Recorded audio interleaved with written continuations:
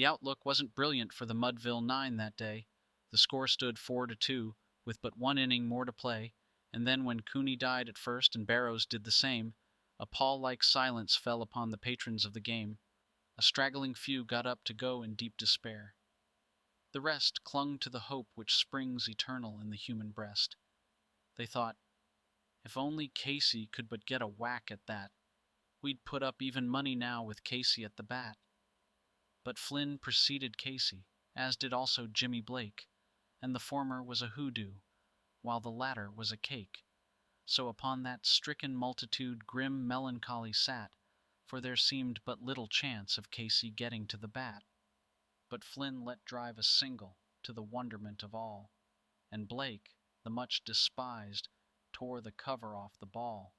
And when the dust had lifted, and men saw what had occurred, there was Jimmy safe at second, and Flynn a hugging third. Then from 5,000 throats and more there rose a lusty yell. It rumbled through the valley, it rattled in the dell, it pounded on the mountain and recoiled upon the flat, for Casey, mighty Casey, was advancing to the bat.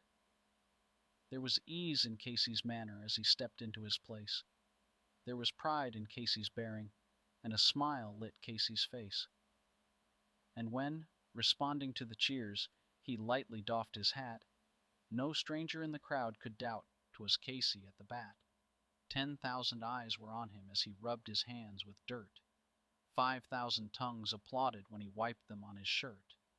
Then, while the writhing pitcher ground the ball into his hip, defiance flashed in Casey's eye, a sneer curled Casey's lip.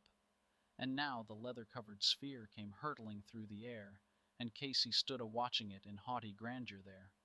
Close by the sturdy batsman the ball unheeded sped. "That ain't my style," said Casey. "Strike one," the umpire said. From the benches, black with people, there went up a muffled roar, like the beating of the storm waves on a stern and distant shore. "Kill him! Kill the umpire!" shouted someone on the stand, and it's likely they'd have killed him had not Casey raised his hand. With a smile of Christian charity, great Casey's visage shone. He stilled the rising tumult. He bade the game go on. He signaled to the pitcher, and once more the dun sphere flew. But Casey still ignored it, and the umpire said, "Strike two." "Fraud!" cried the maddened thousands, and echo answered, "Fraud!" But one scornful look from Casey and the audience was awed. They saw his face grow stern and cold. They saw his muscles strain, and they knew that Casey wouldn't let that ball go by again. The sneer is gone from Casey's lip. His teeth are clenched in hate. He pounds with cruel violence his bat upon the plate.